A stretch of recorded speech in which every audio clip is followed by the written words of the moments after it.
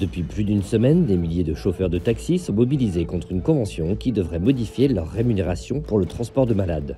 Mouvements statiques, blocages, opérations escargot, manifestations. Depuis le 15 mai, la mobilisation ne faiblit pas malgré une rencontre avec le Premier ministre.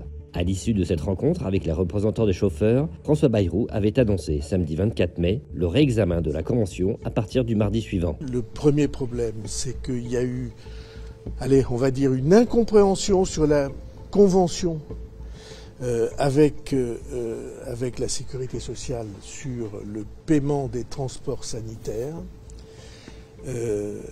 Nous sommes tombés d'accord pour dire qu'il fallait faire des économies. Mais nous allons retravailler dans les semaines qui viennent le détail des décisions, des mesures et des orientations qu'il faut prendre. Et donc ce travail-là, retravailler la convention avec eux autour de la table et avec les administrations nécessaires autour de la table.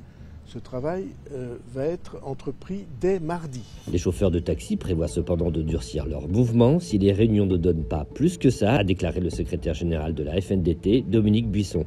Le sujet est très sensible pour les taxis car le transport sanitaire est devenu une dimension essentielle de leur métier, surtout à la campagne où les distances sont plus longues pour atteindre les hôpitaux. Les taxis représentent désormais presque la moitié du transport sanitaire en France. Aujourd'hui, dans la ruralité, puisque dans le 49, c'est beaucoup de taxis ruraux, c'est 80 à 90% de notre chiffre d'affaires, mais c'est 80 à 90% de nos journées.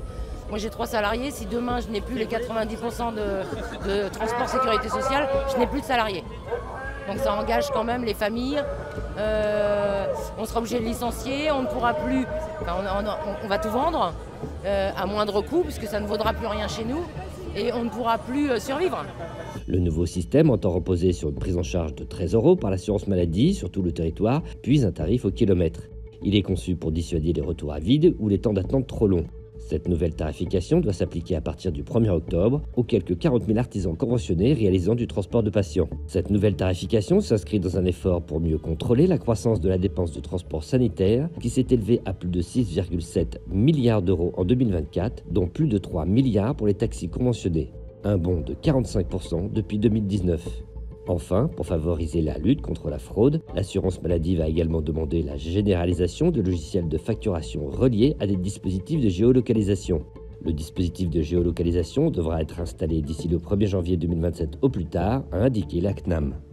Bruno Retailleau a d'ailleurs demandé aux forces de l'ordre de renforcer les contrôles des véhicules avec chauffeurs, les VTC, accusés de pratiques irrégulières par les chauffeurs de taxi. On nous a vendu les fameux contrôles.